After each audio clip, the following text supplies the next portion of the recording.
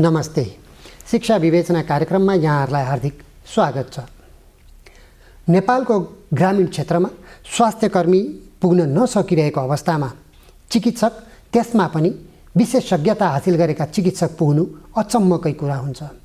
हुन त नेपालमा थुप्रै मेडिकल कलेजहरू सञ्चालनमा छन्। सरकारी र निजी तवरबाट सञ्चालनमा रहेका यी मेडिकल कलेज शिक्षण संस्थाहरूबाट वर्षमा झन्डै 3000 चिकित्सक र विशेषज्ञता हासिल गरेका चिकित्सकहरू उत्पादन हुने गरेका छन्। कस्तो छ नेपालको चिकित्सा शिक्षाको अवस्था? के हामीलाई मेडिकल कलेजहरू बढी भएका हुन्?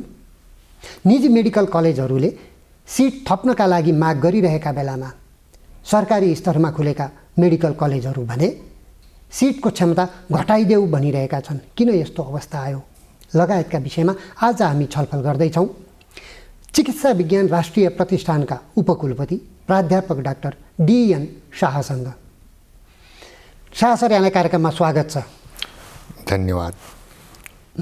यहाँ त लामो समय त्रिभुवन विश्वविद्यालय अन्तर्गत इन्स्टिच्युट अफ मेडिसिनमा बसेर अध्यापन गर्नुभयो। त्यस पछाडि अहिले उपकुलपति हुनुहुन्छ।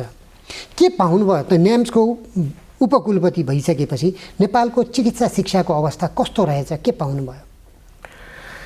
फराजिलीजी, कस्तो छ भने कि नेपालमा चिकित्सा शिक्षाको क्षेत्रमा पक्कै पनि उन्नति भएको छ, विकास भएको छ। तथापि हामीले अझ पनि चिकित्सा शिक्षाको क्षेत्रमा धेरै सुधार गर्नुपर्ने हुन्छ। अब सुधार गर्नुपर्ने कुराहरू के छन् त्यसको बारेमा म पछि बयान गरौँला। पहिले सङ्ख्यात्मक हिसाबको बारेमा म संक्षेपमा भन्न चाहन्छु। ईस्वी सम्बत 1994 सम्म नेपालमा एकमात्र मेडिकल कलेज थियो, त्रिवी शिक्षण अस्पताल, इन्स्टिच्युट अफ मेडिसिन। र 1994 ईस्वीमा चाहिँ BP Koirala institute of health sciences र मणिपाल मेडिकल कलेज पोखरा, यी दुईटाको स्थापना भयो।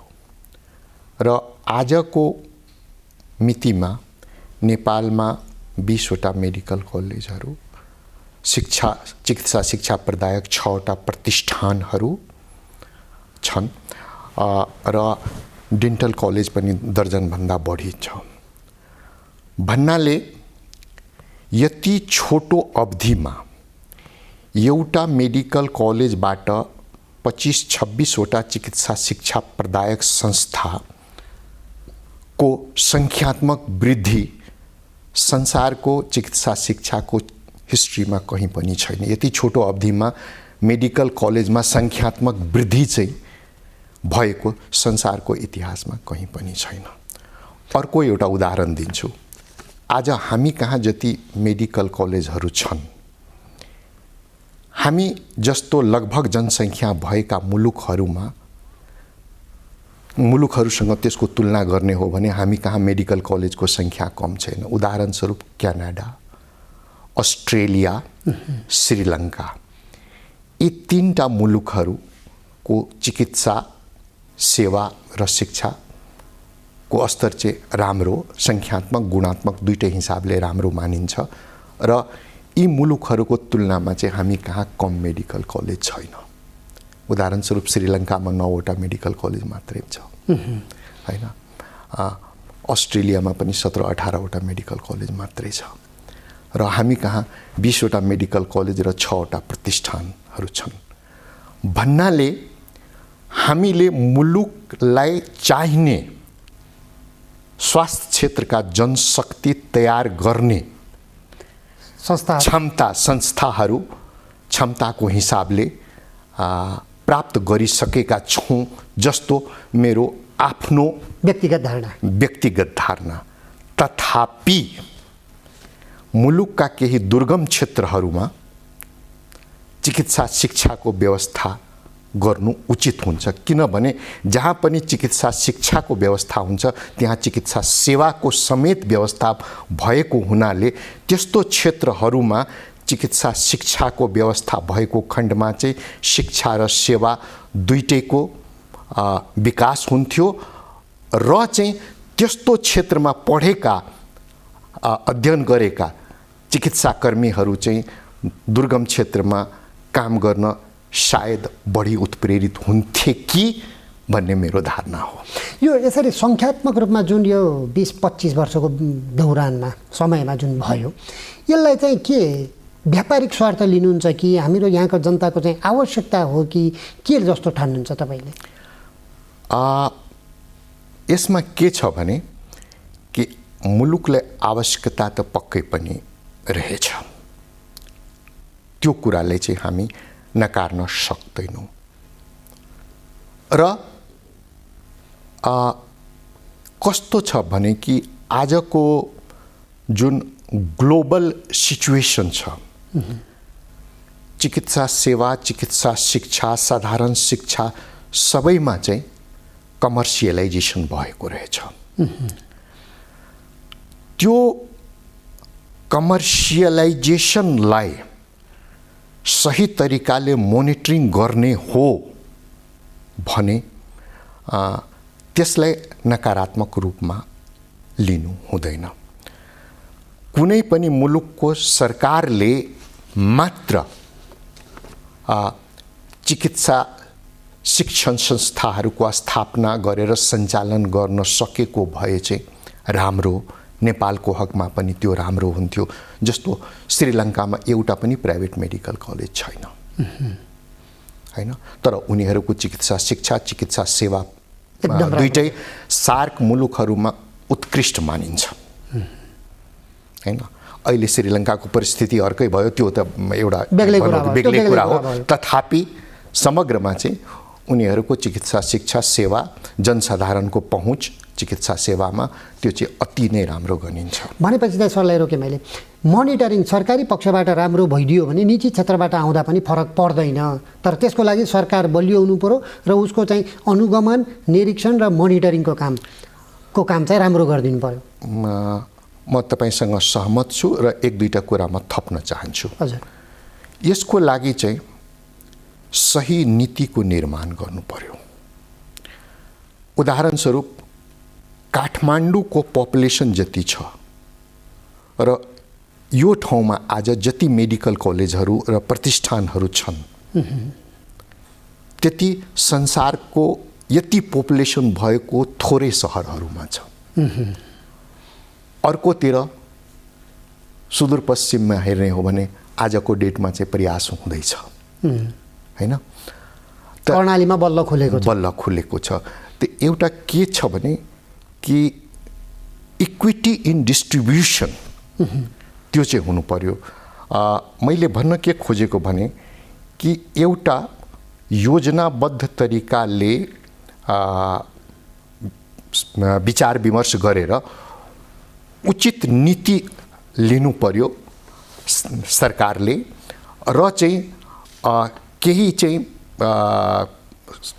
क्राइटेरियाहरू बनाउनु पर्यो। त्यो अहिले पनि छन् क्राइटेरियाहरू, त्यसमा समयानुकूल परिमार्जन गर्दै जानुपर्छ र ठ्याक्क त्यो ऐन नियम अनुसार नै शैक्षिक संस्थाहरू सञ्चालन गर्नुपर्ने हो।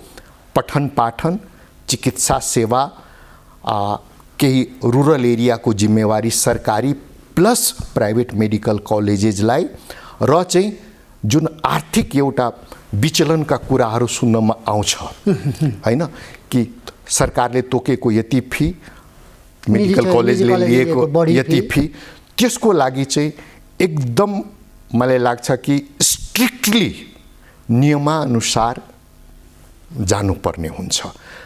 कति उचित हुन्छ त्यो विचार विमर्श गरेर त्यसको निर्धारण गरौँ, तर जे नियममा उल्लेख हुन्छ त्यसलाई चाहिँ अक्षरशः पालन गरेको खण्डमा चाहिँ मलाई लाग्छ कि अहिले हामीले भोगेका केही विकृतिहरू जुन छन् त्यसबाट चाहिँ धेरै हदसम्म छुटकारा पाउन सकिन्छ।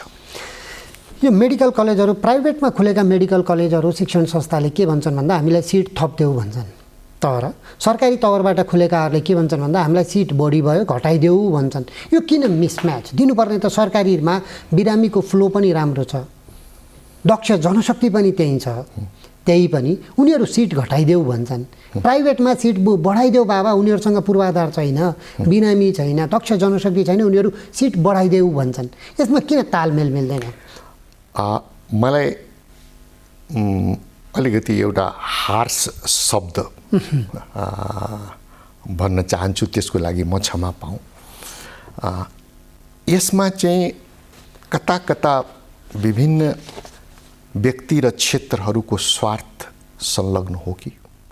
किनभने आजको डेटमा WHO, global medical education council, यिनीहरूको एउटा निश्चित निर्धारित मापदण्डहरू छन्।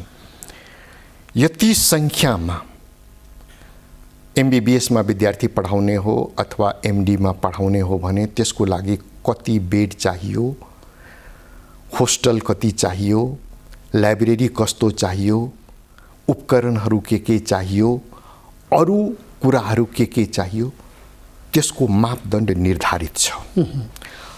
शिक्षकहरू कति चाहियो, टेक्निकल स्टाफ कति चाहियो, यो सब चाहिँ निर्धारित छ। हामीले त्यो ग्लोबल मापदण्डलाई फलो गर्दै किन अगाडि नबढ्ने?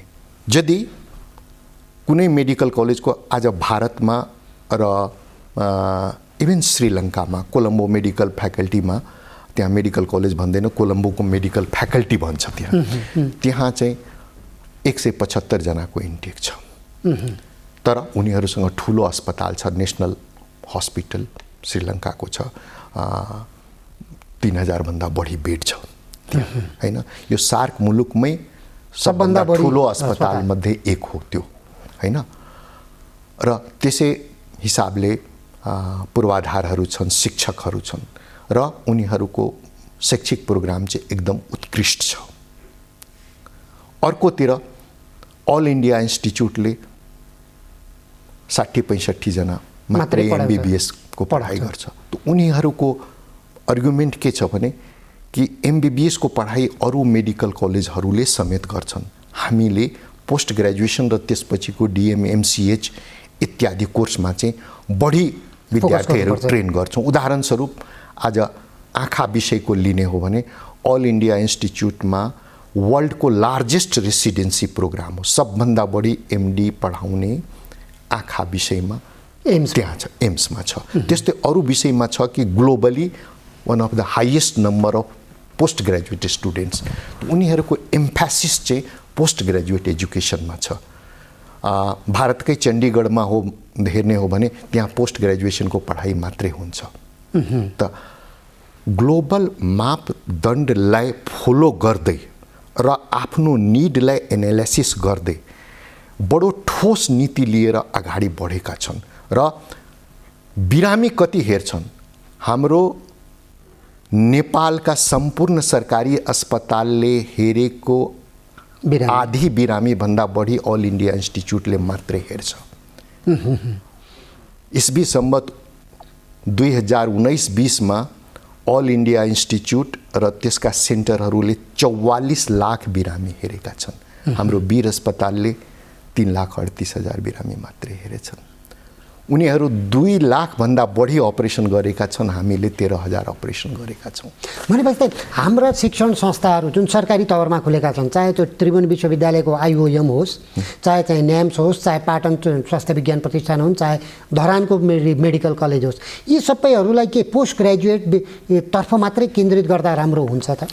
म योभन्दा पहिले 2-3 वाक्य चाहिँ भन्न चाहन्छु। जुन प्रश्न तपाईँले गर्नुभएको थियो कि प्राइभेट मेडिकल कलेजहरू चाहन्छन् कि हाम्रो सिट बढोस् हैन, त्यसमा आर्थिक पक्ष पनि पक्कै इन्भल्भ छ, त्यसमा कुनै दुई मत छैन।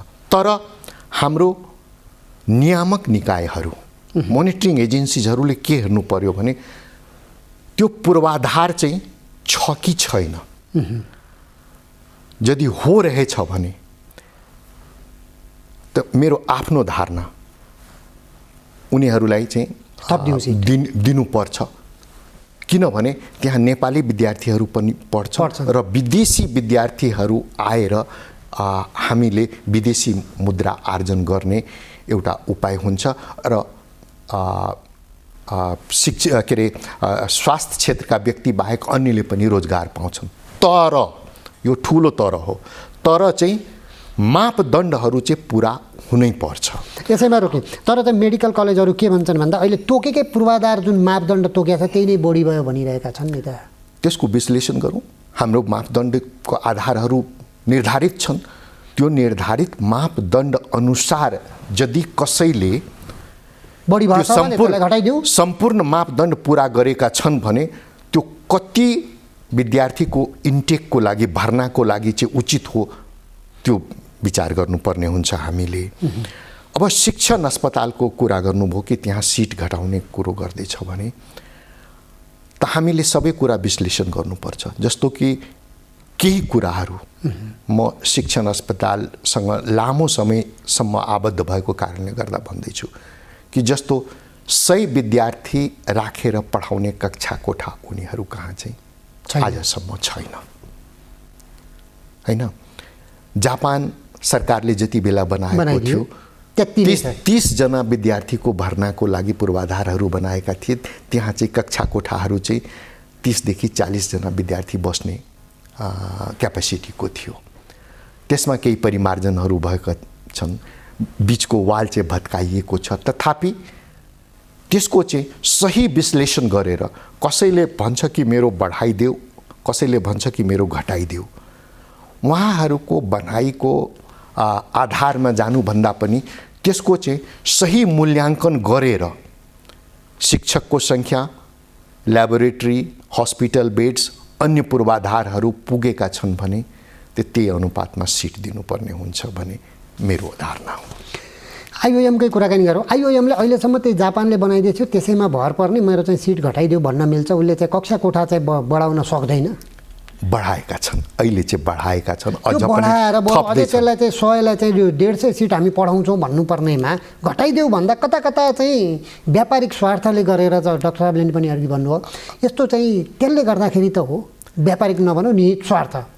त्यसमा म मेरो धारणा भन्न चाहन्छु। हजुर, कक्षा कोठा मात्रै बढाएर पुग्दैन, हस्पिटलको बेड सङ्ख्या पनि बढाउनु पर्छ। किनभने यो फेरि पनि कति विद्यार्थीको भर्ना लिने हो त्यो बेड सङ्ख्यामा पनि निर्भर गर्छ। यदि शिक्षण अस्पतालको बेड सङ्ख्या यतिजना विद्यार्थीको भर्नाको लागि ठिक छ, कक्षा कोठाहरू ठिक छन्, लाइब्रेरी, शिक्षकहरूको सङ्ख्या, हैन, ल्याबोरेटरी इत्यादि कति सङ्ख्याको पठन पाठनको लागि उचित छ, सही छ, त्यसको मूल्याङ्कन गरेर सिट निर्धारण गर्नु चाहिँ उचित हुन्छ भन्ने मेरो धारणा हो। शिक्षण अस्पतालमै कुराकानी गरौँ। त्यहाँ चाहिँ जाने हो भने सबै त्यसको खाली जग्गाहरू सबै चाहिँ हस्पिटलहरू बनिसके, विभिन्न नाममा, कुनै आई सेन्टरको नाममा बनाएको छ, कुनै अर्को विशेषज्ञ विज्ञ भनेर बनाएको छ, सबै चाहिँ प्याकअप भइसक्यो। बेड सङ्ख्या पनि त बढेको छ नि त। बढेको छ त, सिट सङ्ख्या पनि त बढेको छ। पहिले 30बाट अहिले आएर 75 भयो। अब त्यसले पनि बढाउने हो भने त हामीले लगानी बढाउनु पर्यो, लगानी बढाउनु पर्यो, बेड सङ्ख्या बढाउनु पर्यो, मूल्याङ्कन गर्नु पर्यो। अहिले नै मूल्याङ्कन गरेर त्यो ठाउँको बेड सङ्ख्या, कक्षा कोठा, अन्य पूर्वाधारहरूको मूल्याङ्कन गरेर कति उचित हुन्छ त्यो त नियामक निकायले भन्न सक्नुपर्ने हो। अब न्याम्समै जाउँ। चिकित्सा विज्ञान राष्ट्रिय प्रतिष्ठानमा एमडी र एमएस पढ्ने 126 127 जनाको कोठा छ विभिन्न विषयको लागि। त्योभन्दा बाहेक विभिन्न विषयमा स्नातक र स्नातकोत्तर तहका अन्य विषयहरूका लागि 500 जनाको मात्रै पढाइ हुने गरेको छ। त्यहाँ पनि त सिट्स बढाउन सकिन्छ होला नि त। सुपर स्पेसियालिटी, एम्स जस्तो सुपर स्पेसियालिटी शिक्षण संस्था बनाउने भनेर राज्यको धारणा हो, त्यसको सङ्ख्या किन बढ्न सकेन? मलाई लाग्छ कि एकदमै सान्दर्भिक प्रश्न यहाँले सोध्नु भएको हो। के छ भने कि 127 जनाको एक पटकमा पोस्ट ग्रेजुएट कोर्सको लागि भर्ना लिनु त्यसलाई कम भन्न मिल्दैन। र त्यो बाहेक पनि DMMCH को सिटहरू छन्, त्यो पनि हामी विचार गरौँ हैन। अब वीर अस्पतालको कुरा हेर्ने हो भने त हालसम्म हामीसँग 478 बेड मात्रै थियो। अब चाहिँ नयाँ सर्जिकल भवन बनेको छ, त्यो पूर्ण रूपले हामीले अहिलेसम्म सञ्चालन गर्न सकेका छैनौँ। सञ्चालन हुने क्रममा छ। 300 बेड आज पनि सञ्चालित छ। मोटामोटी 800 भन्दा अलिकति कम बेड चाहिँ हामी कहाँ सञ्चालित छ हैन। र चाहिँ अब हामी सिट बढाउन सक्ने अवस्थामा हुन्छौँ। तर यसमा के छ भने कि फेरि पनि मोनिटरिङ एजेन्सी जस्तो चिकित्सा शिक्षा आयोग, नेपाल मेडिकल काउन्सिल हरेक वर्ष आएर निरीक्षण गरेर तपाईहरू कहाँ यति विषयमा चाहिँ पठन पाठन गर्न सकिन्छ, त्यो चाहिँ सिट निर्धारण गर्छ। र मलाई लाग्छ कि त्यो मापदण्ड अनुसार नै सिट निर्धारण गरेको हो। अब कुरो के आउँछ भने कि किन बढाउन सकिँदैन इन्टेक। म एउटा कुरा भनौँ, वीर अस्पतालको जति थोरै जग्गामा भवनहरू छन् त्यतिमा मैले जानेकोमा संसारको कुनै पनि ठाउँमा यति धेरै ठुलो राखेर अस्पताल सञ्चालित छैन र यति बढी शैक्षिक कार्यक्रम सञ्चालित छैन। आज हामी 71 वटा शैक्षिक कार्यक्रम सञ्चालित गरेका छौँ त्यहाँ हैन। MD MS को मात्रै कुरा नगरौँ, हामीले स्नातक र स्नातकोत्तर तहमा विभिन्न विषयमा पढाउँछौँ।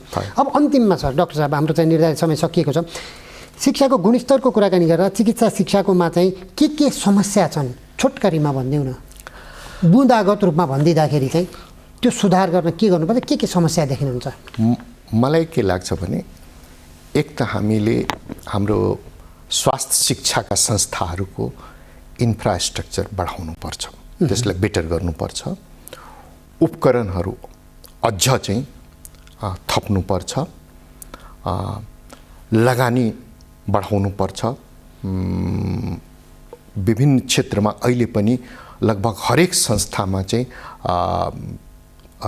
ठुलो आर्थिक समस्या रहेको छ हैन। यो बाहेक मलाई के लाग्छ भने कि हामी अझ अनुशासित हुनुपर्छ हैन। हाम्रो कमीलाई लुकाउनु उचित हो जस्तो मलाई लाग्दैन। हामी जहिले पनि सुधारको प्रयास गर्दै जानुपर्छ। हामी अन्य ठाउँ विकसित मुलुकहरू र विकासशील मुलुकहरूको तुलनामा हेर्ने हो भने हाम्रो खास गरेर सरकारी अस्पतालमा समयमा चिकित्सक लगायत अन्य स्वास्थ्यकर्मीहरू आउँछन् कि आउँदैनन्। मेरो आफ्नो विचारमा त्यसमा धेरै सुधार गर्नुपर्छ। हाम्रो संस्थामा समेत सुधार गर्नुपर्छ।